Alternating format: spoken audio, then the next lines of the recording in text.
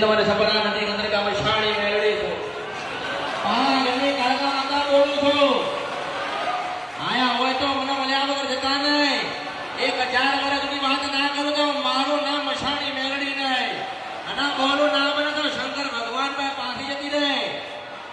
ભલે તમે મારા હું તમારી તમે તમારી માતા લઈને આવ્યા છો એ માતાને મારા રામ છે બુટ બલાટાના બેચરા બોલો છો